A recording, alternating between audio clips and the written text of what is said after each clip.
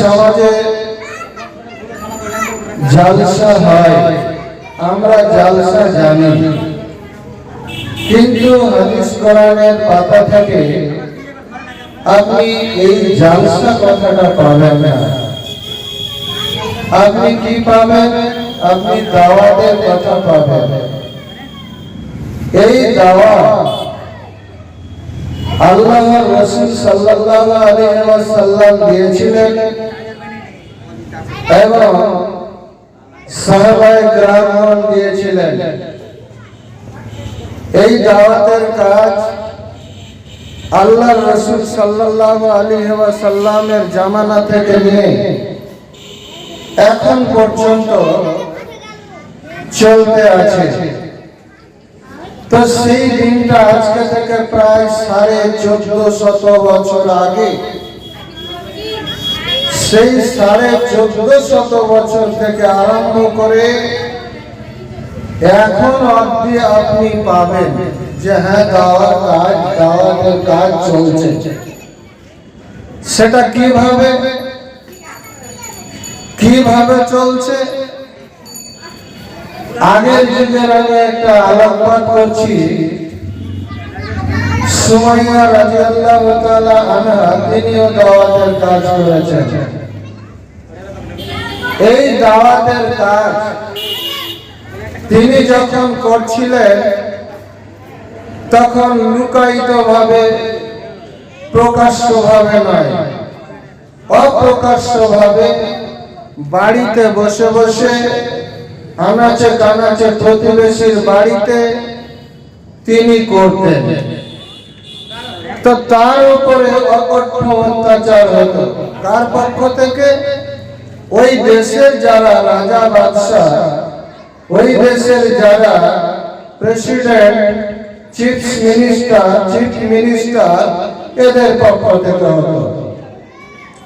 তো সেই সুমাইয়া বাড়ির ভিতরে বসে বসে চুপকে আহিস্তা আহিস্তা অল্প আওয়াজে শান্ত মেজাজে মহিলাদেরকে বোঝাচ্ছে।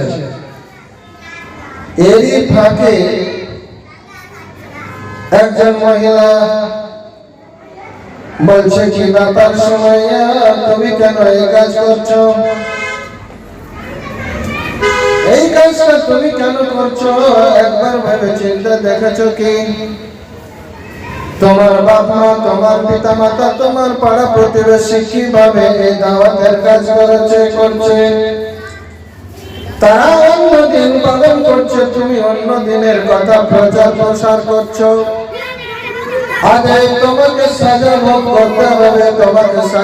করতে হবে, সুমাইয়া রাদিয়াল্লাহু তাআলা আনহা তিনি বললেন, কেন ভাই, কেন বল? বলছে তুমি জানো এখানে যে দিনের কথা চলে, এখানে যে দিনের আলোকপাত হয়, এখানে যে দিনের আলোচনা হয়, তা মুহাম্মদ সাল্লাল্লাহু আলাইহি ওয়াসাল্লামের দিনের আলোচনা হয় না। এখানে আলোচনা হয় লাত মানাত ওয়াজ্জা ইত্যাদি দেব-দেবীর আলোচনা হয়। আমরা দেব-দেবীর পূজা অর্চনা করে, আমরা দেব-দেবীর তপস্যা করে, উপাসনা করে, আরাধনা করে, অথচ আমরা সকলে জানি ওই দেব-দেবী, ওই দেবতারা যারা উজ্জা, যারা লালাত, যারা লাত, যারা মানাত নামে পরিচিত হয়েছিল, তারা কেবলমাত্র একটা মাটির পুতলা ছিল, একটা মাটির পুতলা। এই পুতলা মানুষের কোনোদিন উপকার করতে পারে না, কোনোদিন উপকার করতে পারে না, কোনোদিন অপকার করতে পারে না। তারপরেও মানুষ মানতেছিল, মানুষ উপাসনা আরাধনা করতেছিল। আল্লাহ আমাদের স্রষ্টা, তিনি বললেন, ও মানুষ, ও পৃথিবীর মানুষ, তোমরা হয়তো ভুলে গেছো নাকি? আমা খালাকতুল জিন্না ওয়াল ইনসা ইল্লা লিয়াবুদুন। ও পৃথিবীর 800 কোটি মানুষ, 820 কোটি মানুষ, তোমরা কি ভুলে গেছো? তোমরা কি তোমাদের স্রষ্টাকর্তা, সৃষ্টিকর্তার কথা মনে নেই? তোমরা কি একবার জানো না, একবার ভাবনা চিন্তা করো না যে আমরা কোথা থেকে এসেছি? আপনি একবার ভাববেন। আল্লাহ রাব্বুল আলামিন বলছেন, ওরে বান্দা, আমি তোমাকে সৃষ্টি করেছিলাম, দুনিয়ায় পাঠিয়েছিলাম, শুধু তোমাকে নয়, তোমার সাথে জিন জাতিকে পাঠিয়েছিলাম। ওই জিন জাতি আর তুমি, অর্থাৎ মানুষ আর জিন জাতি, তোমাদের কেবল একটাই উদ্দেশ্যে সৃষ্টি করা হয়েছিল, আর ওই সৃষ্টিটা হচ্ছে লিয়াবুদুন। তোমরা একমাত্র আল্লাহর গোলামি করবে, একমাত্র আল্লাহর আরাধনা করবে। কেন তুমি আল্লাহর আরাধনা করবে, উপাসনা করবে? কেন তুমি আল্লাহর পূজা করবে, অর্চনা করবে? কেন তুমি আল্লাহকে মেনে নিবে? কেন তুমি আল্লাহকে একমাত্র স্বীকার করবে? আল্লাহ বলছেন, আল্লাহু লা ইলাহা ইল্লা হুয়াল হাইয়ুল কাইয়্যুম লা তা'খুযুহু সিনাতুন ওয়া লা নাওম।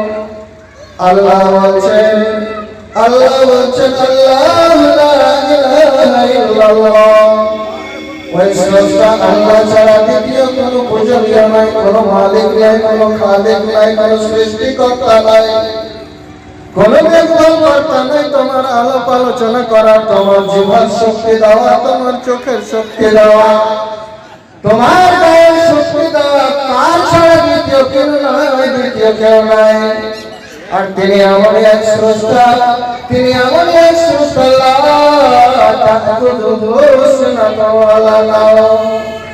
আল্লাহ বলছেন, বান্দারে, আমি এমন তোমার মালিক, এমন এক স্রষ্টা, তোমার এমন এক মালিক, এমন এক স্রষ্টা, আমাকে কোনোদিন ঘুম স্পর্শ করে না, তোমরা স্পর্শ করে না। আল্লাহ এমন এক স্রষ্টা, এমন এক মালিক, এমন এক খালেক, যে আল্লাহ কোনদিন ঘুম আসে না, ঘুম তো দূরের কথা, একটা ঘুরন পর্যন্ত আসে না। আল্লাহ এমন এক স্রষ্টা, এমন এক সত্তা, আপনার দিকে অর্থাৎ পৃথিবীর 1-2টা নয়, 820 কোটি মানুষের দিকে আল্লাহ 24টা ঘন্টা খেয়াল রাখেন, স্মরণে রাখেন। আল্লাহ অন্যত্র বলছেন,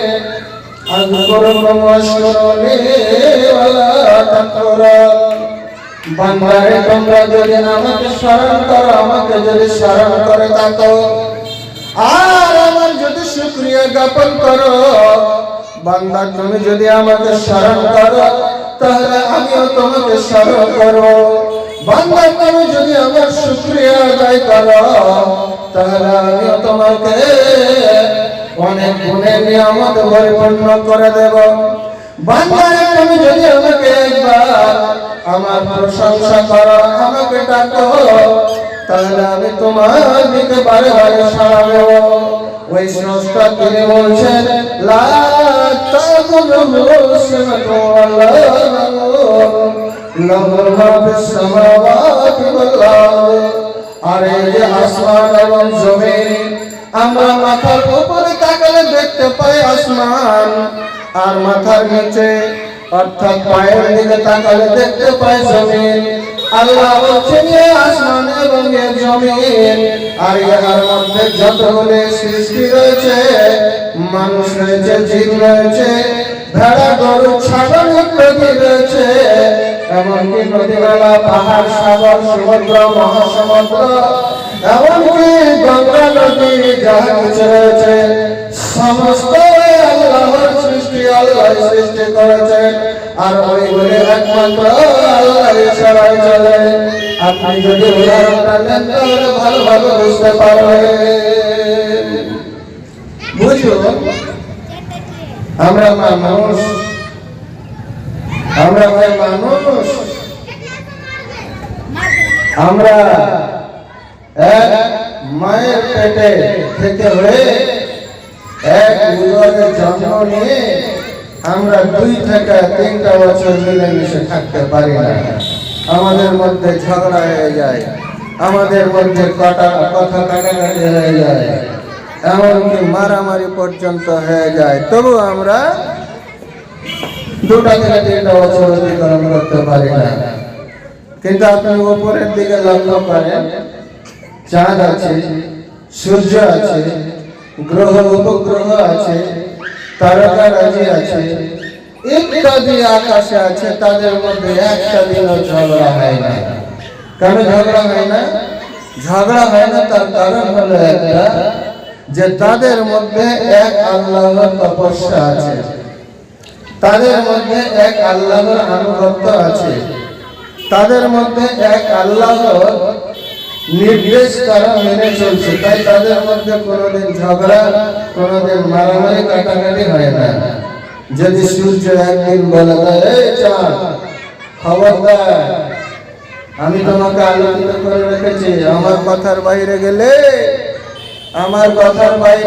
আমি তোমাকে আলো দিব না, এই কথা সূর্য কোনোদিন চাঁদকে বলে না। চাঁদ কোনোদিন সূর্যকে বলে না, ভাই তুমি আজকে আলোটা বেশি দিলে, কালকে কম দিলে কেন, এইগুলো বলতে যায় না। তাদের একটাই উদ্দেশ্য, একটাই বাক্য, যে আমরা এক আল্লাহর সৃষ্টি, আমরা দুনিয়ার খিদমতে এসেছি, দুনিয়াবাসীকে আমরা আলো দিচ্ছি, আলোই দিব, আলো দিচ্ছি, আলোই দিব, অন্য কিছু আমাদের প্রয়োজন নাই। এবং তাদের মধ্যে স্বার্থ বলে কোনো জিনিস নাই। তো ভাই, তাদের ভিতরে যদি কোনো স্বার্থ না থাকে, তাহলে আমরা কেন ভাই স্বার্থে জড়িত? আমরা কেন ভাই স্বার্থে জড়িত? কি প্রয়োজন আমাদের? কোনো প্রয়োজন নাই। তা আমরা মানুষ, আমাদের মধ্যে স্বার্থ আছে, লোভ আছে, ভালোবাসা আছে, ঘৃণা আছে, অনেক কিছু মানুষের মধ্যে আছে। তাই মানুষের মধ্যে সদা সর্বদা একটা ঝগড়া লেগেই থাকে, একটা ঝগড়া মানুষের মধ্যে লেগেই থাকে। তবে সমস্ত কিছুকে কাটিয়ে উঠতে হবে এই মানব জাতিকে। এবার আপনি ভাবেন, দুনিয়া তো শেষ হয়ে যাবে, এই দুনিয়া ফানা ফানা হয়ে যাবে। দুনিয়ার এত বড় পাহাড়, হে বাবা পাহাড়, যেই পাহাড়ের একটা সিংহ মাউন্ট এভারেস্ট আছে, এই মাউন্ট এভারেস্ট মাটি থেকে এত উঁচু ৮,৮৪৮ কিলোমিটার উঁচু।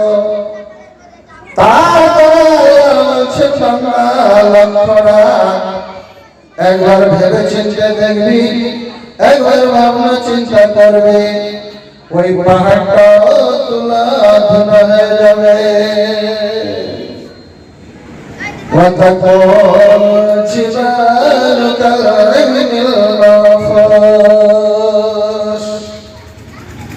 এই পাহাড় একেবারে তুলার মতো উড়ে যাবে।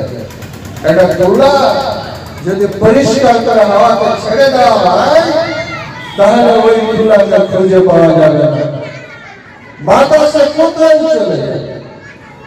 তো ভাই বলছিলাম যে আমরা মানুষ, আমরা করি কি? তো এই মাহফিল, এই হচ্ছে একটা দাওয়াতি প্রোগ্রাম। এই দাওয়াতি প্রোগ্রামে মানুষ যদি না আসে, তাহলে মানুষ আল্লাহর হেদায়েত থেকে বঞ্চিত থাকবে, আল্লাহর হেদায়েত থেকে বঞ্চিত থাকবে। এর বিভিন্ন নামকরণ, যেমন বলছে ভাই এটা ঈদগাহ উন্নয়ন কল্পে জালসা, এটা কবরস্থান উন্নয়ন কল্পে জালসা, এটা মসজিদ উন্নয়ন কল্পে জালসা, এইটা মসজিদ উন্নয়ন কল্পে জালসা, মাদ্রাসা উন্নয়ন কল্পে জালসা, ঈদগাহ উন্নয়ন কল্পে জালসা, কবরস্থান উন্নয়ন কল্পে জালসা। এই জালসাগুলো আল্লাহ রাসূলের জামানায় একটাও হয় নাই, একটা জালসাও হয় নাই। আল্লাহ রাসূল যখন মসজিদ বানাতেন বা মসজিদ নির্মাণ করবেন, সেই সময় তিনি নামাজের শেষে দাঁড়িয়ে বলে দিতেন, নামাজ শেষে তিনি বলতেন, আমার সাহাবায়ে কেরাম, ও আমার সাহাবায়ে কেরাম, ও আমার সঙ্গী, এইখানে একটা মসজিদ তৈরি করার প্রয়োজন আছে, তোমরা যে যা পারবে দিয়ে দেবে। আর আল্লাহ রাসূল সাল্লাল্লাহু আলাইহি ওয়াসাল্লাম একবার মসজিদ নববীতে বসেছিলেন, নামাজ পড়ার শেষে বললেন, আরে আমার সাহাবীরা, তোমরা শোনো, তোমরা শোনো। বলছে কি, হঠাৎ সেই তাবুকের যুদ্ধের প্রোগ্রাম হয়েছে, হঠাৎ এক প্রোগ্রাম, আর এই প্রোগ্রামে আমার সময় নেই, অতএব তোমরা তোমাদের বাড়ি যাও, তোমরা তোমাদের বাড়ি যাও, আর ওই বাড়ি থেকে যার কাছে যা কিছু আছে সমস্ত নিয়ে আসবে, শুধু টাকা নয়, পয়সা নয়, সোনা না, ঘোড়া বাচ্চা নয়। তোমাদের মধ্যে যারা ইয়ং আছে, যুবক আছে, তোমাদের মধ্যে যাদের শক্তি আছে, শারীরিক শক্তি আছে, যাদের মধ্যে যুদ্ধ কলা কৌশল আছে, যাদের মধ্যে তীর চালাবার ক্ষমতা আছে, দক্ষতা আছে, এই সমস্ত মানুষ এবং তাদের সমস্ত মানুষের ধন সম্পত্তি যা কিছু আছে এখানে জমা করা। সাহাবায়ে কেরাম চলে গেলেন, সাহাবায়ে কেরাম চলে গেলেন, আর চলে যাওয়ার পর আপন আপন বাড়ি থেকে যে যা পারলেন সমস্ত কিছু নিয়ে চলে আসলেন। যে যা পারলেন, কেউ তো উট, কেউ তো ঘোড়া, কেউ তো সোনা দানা, কেউ তো লোকজন ইত্যাদি হাজির করে দিলেন। আল্লাহ রাসূল বললেন, চলো সেই তাবুকের যুদ্ধে যেতে হবে।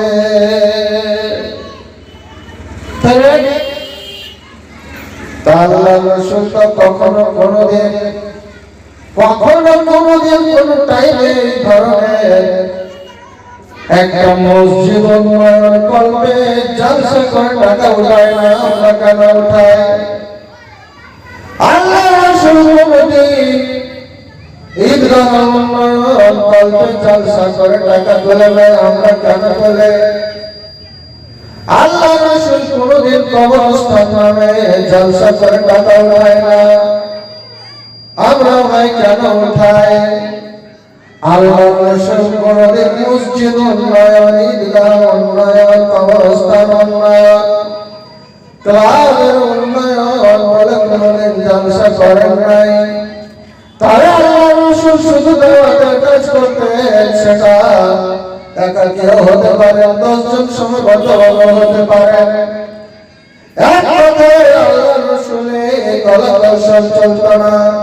তবে এখন যখন এই প্রক্রিয়াটা চালু হয়েছে, মানুষ ফতোয়া দিতে আরম্ভ করেছে নিজের স্বার্থ অনুযায়ী। একটা লোক যখন বাড়িতে জলসা করায় তখন বলে না জায়েজ, আর ওই লোকটা যখন ঈদগাহ চলে যায় তখন বলে জায়েজ। একটা লোক যখন বাড়িতে 10টা লোক নিয়ে যখন তাবলীগ করে তখন বলে এটা না জায়েজ। আর একটা লোক ধোঁকা দিয়ে একটা লোক সবার নামটা চেঞ্জ করে বলে এটা সম্মেলন, তখন জায়েজ করে দেয়। একটা মানুষ দোকানে বসে যখন তিনি কথা বলে তখন বলছে এটা জায়েজ নয়, বেশি কথা বেশি কথা। আর যখন ওই লোকটাই কবরস্থানে চলে যায় তখন বলছে এগুলো জায়েজ নয়। কাউরির স্বার্থ নিয়ে জলসা হয় না, কোনদিন কাউরির স্বার্থ নিয়ে জলসা করা যায় না, কোনদিন কাউরির স্বার্থ নিয়ে ইসলামের কোনো কাজ করা চলে না। এখানে একটা মাত্র শর্ত থাকবে, একটাই শর্ত থাকবে, সেটা হচ্ছে দ্বীনি দাওয়াত। আর এই দ্বীনি দাওয়াতের বাইরে আপনি যেই ধরনের শর্ত নিয়ে কথা বলেন না কেন, আল্লাহ বলছেন বান্দারে এই শর্ত তোমার দেখা হবে না, তোমার দেখা হবে না, এই শর্ত তোমার দেখা হবে না, এই শর্ত নিয়ে তুমি উপকার পাবে না।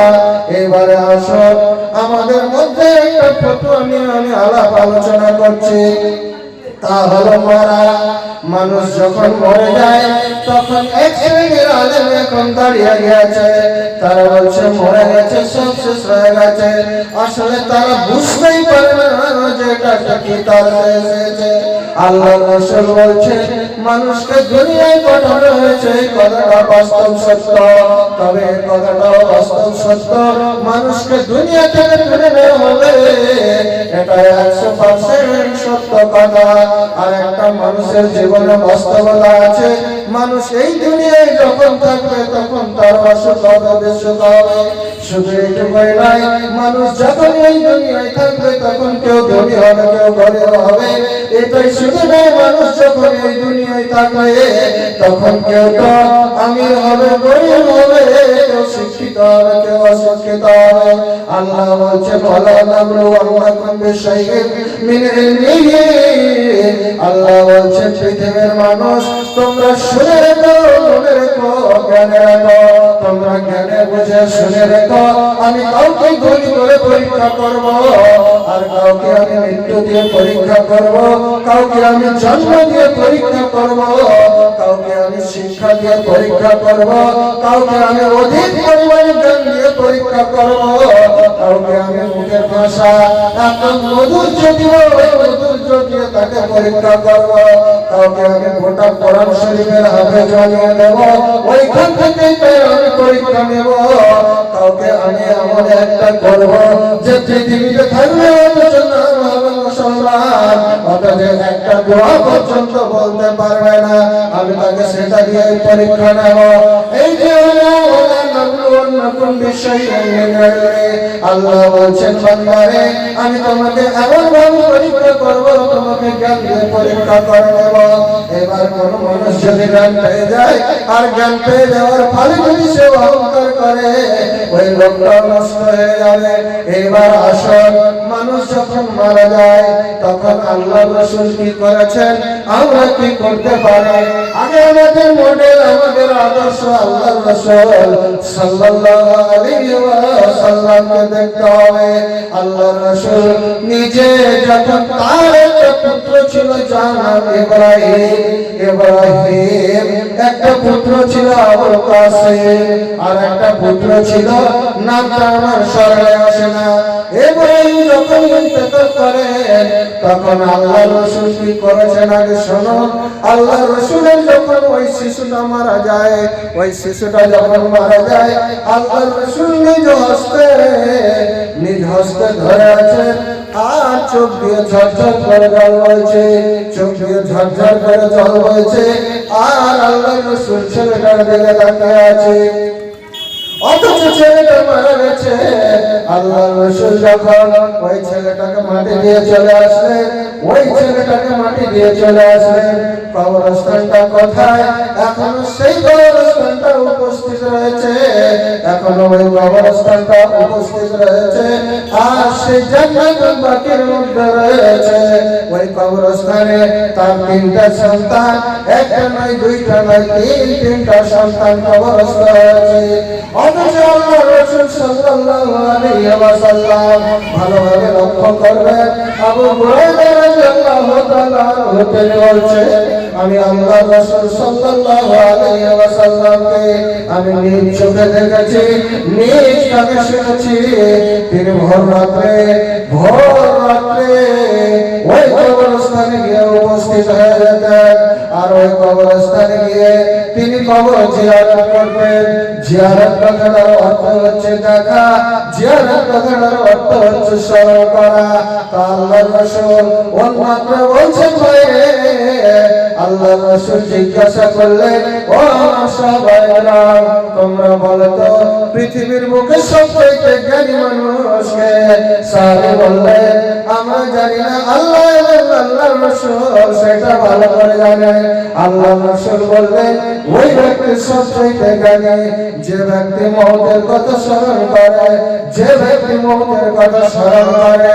আপনি যদি আপনার পিতার কবরস্থানে না যান, আপনি যদি আপনার মুমিন ভাইয়ের কবরস্থানে না যান, আপনি যদি আপনার ভাইয়ের কবরস্থানে না যান, আপনি যদি আপনার ভাইয়ের কবর জিয়ারত না করেন, আপনি যদি আপনার পিতার কবর জিয়ারত না করেন, আপনি যদি আপনার মায়ের কবর জিয়ারত না করেন, আপনি যদি ওই কবরস্থানে গিয়ে উপস্থিত না হন, তাহলে আপনার ভিতরে অনুশোচনা আসবে না। আপনি দুনিয়া নিয়ে মত্ত আছেন, আপনি দুনিয়া নিয়ে ব্যস্ত আছেন। আপনি যেহেতু দুনিয়া নিয়ে ব্যস্ত আছেন, সেহেতু আপনার আর কোনো কিছু করার থাকবে না। অথচ মানুষ যখন মরে, আল্লাহর রাসূল রহমতের দৃষ্টিতে হালকা করণ করতেন, হালকা করণ করতেন। আল্লাহর রাসূল জোরে চিল্লে কোনোদিন কাঁদতেন না। আল্লাহর রাসূলের ছেলেগুলো মারা গেছে, চোখের জল হয়েছে, দয়ার জল, মায়ার জল হয়েছে।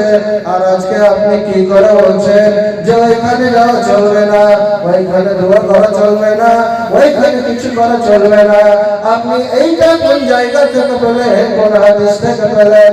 একবারও বললেন না, শুধু বলছেন যাওয়া চলবে না। একটা কথা বলেন, যখন মানুষ মরে যায়, একদিন তোমায় মরতে হবে, ভুলে যেও না, হবে মাটির বিছানা গো তোমার আসল ঠিকানা। এ বাড়ি গাড়ি পাতা করে সঙ্গে যাবে না, হবে মাটির বিছানা গো তোমার আসল ঠিকানা। হবে মাটির বিছানা গো তোমার আসল ঠিকানা। কাঁদবে বাবা, কাঁদবে পিতা, কাঁদবে ভাই বোন, পাশে পাশে কাঁদবে কত আত্মীয় স্বজন, পাশে পাশে কাঁদবে কত আত্মীয় স্বজন।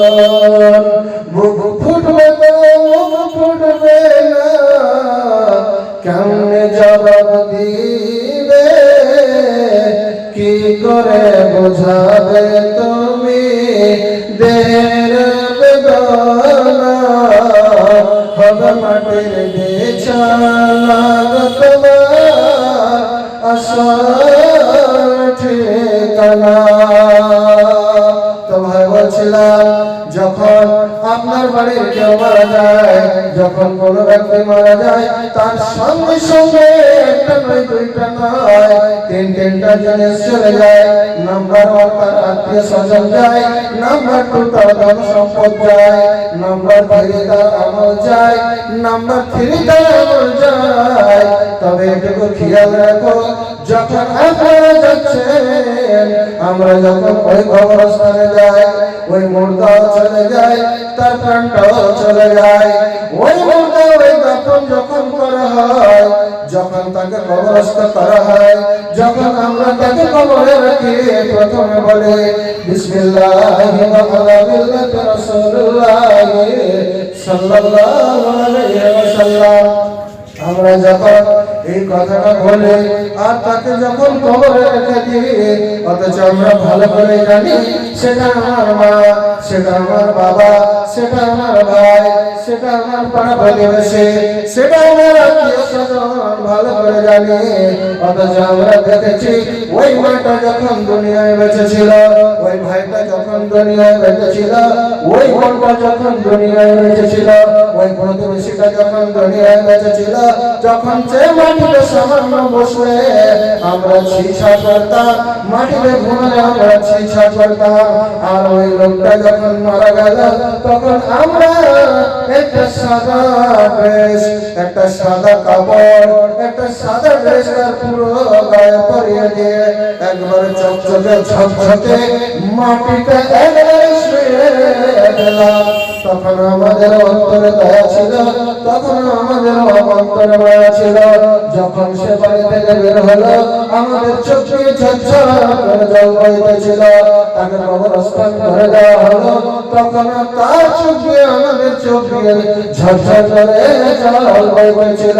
তারপরে যখন আমরা বাড়ি চলে আসলাম, যখন বাড়ি আসি ওই কবরস্থানে থাকা ব্যক্তি, আপনার মা, আপনার বাবা, আপনার মেয়ে, আপনার সন্তান, আপনার বড় প্রতিবেশী, আপনার আত্মীয় স্বজন যখন ওই কবরস্থানে রাখা হয়, আপনি শুধু পাটা ঘুরিয়েছেন আর আপনার কবরস্থ ব্যক্তি, আপনার মা, আপনার বাবা, আপনার ভাই, আপনার চাচা, আপনার আত্মীয় স্বজন বলে ভাই আমাকে এইভাবে একাকি কোথায় রেখে চলে যাচ্ছ, তোমরা আমাকে এইভাবে একাকি রেখে কোথায় চলে যাচ্ছ?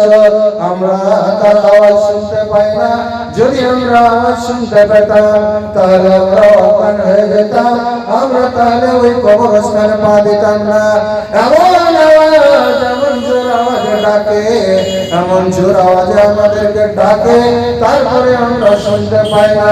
বছর আমরা বাড়িতে এসে বসি, এইবার দেখো বাড়ি যখন চলে আসলাম, একদিন গেল, 2 দিন গেল, আজকে মরলে কালকে 2 দিন, পরের দিন কেউ কাঁদবে না। যাদের জন্য করলা কামাই মরলে তার চিনবে না। থাকতে সময় কর আমল, ইমান কর খাটি, তোমার শেষ ঠিকানা 3.5 মাটি, তোমার শেষ ঠিকানা 3.5 মাটি। এবার ওই লোকটা 1 দিন কাঁদলো, 2 দিন কাঁদলো, 3 দিন কাঁদলো, তারপরে ভুলে গেল। আল্লাহ রাসূল বলছে ভুলে চলবে না, আগে হাদিসটি ভালোভাবে স্মরণ করুন, হাদিসটি ভালোভাবে স্মরণ করুন। একটা সাহাবী বলছে ইয়া রাসূলুল্লাহ, ইয়া হাবিবাল্লাহ, আমার মাথা মারা গেছে, এমন অবস্থায় মারা গেছে আমি তার মুখ থেকে কিছু শুনতে পাই না। আমার অবস্থায় আমার মাথা মারা গেছে, তার মুখ থেকে কিছু শুনতে পাই না। আমি না তার নাম খয়রাত শুনতে পেয়েছি, না তার কোনো ওসিয়ত শুনতে পেয়েছি, না কোনো তার আর অন্যান্য কথা শুনতে পেয়েছি। আমার মনটা যেন ব্যাকুল হয়েছে। যদি আমি পেতাম তাহলে মায়ের একটু সেবা করতাম, হয়তো যদি বেঁচে থাকতো কিছু আমি তাকে খাওয়াতাম, যদি বেঁচে থাকতো কিছু আমি তাকে পড়াতাম।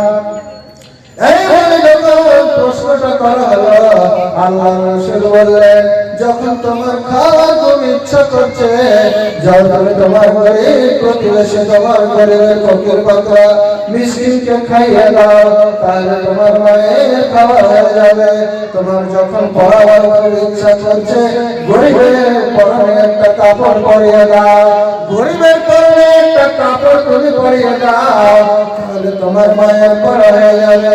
অথচ মা বসে আছে, যে মা তোমায় পেটে ধরে রাখলো 10 মাস 10 দিন, যে মা তোমার পেটে ধরে রাখলো 10 মাস 10 দিন, সে মায়ের ভুলে গেলে, সে মায়ের ভুলে গেলে কেমন ভুল ভুলিলা, দিনের পরে দিন পার হয়ে যায়, মাসের পরে মাস, বছরের পরে বছর। আল্লাহ রাসূল বললেন যাও একখানা কাপড় তুমি খরিদ করে নাও, আর ওই কাপড়টা গরিবকে পরিয়ে দাও, তোমার মায়ের পর হয়ে যাবে। তাহলে আপনি ভাবেন আপনার মাতা, আপনার পিতা, আপনার মাতা, আপনার পিতা, আপনার ভাই, আপনার বোন, আপনার আত্মীয় স্বজন, আপনার পাড়া প্রতিবেশী আজকে মারা গেছে, আমরা ভুলে গেছি, এমন ভুলে গিয়েছি একটা দিন স্মরণ করে নাই। আপনি যদি একবার দেখেন তাহলে বুঝতে পারবেন আল্লাহ রাসূল সাল্লাল্লাহু আলাইহি ওয়াসাল্লাম তিনি প্রত্যহ যেতেন আর শুধু স্মরণ করতেন, আর স্মরণের মাঝে আল্লাহর কাছে তিনি দোয়া করতেন। আল্লাহ তিনি কি দোয়াগুলো করতেন একবার শুনুন।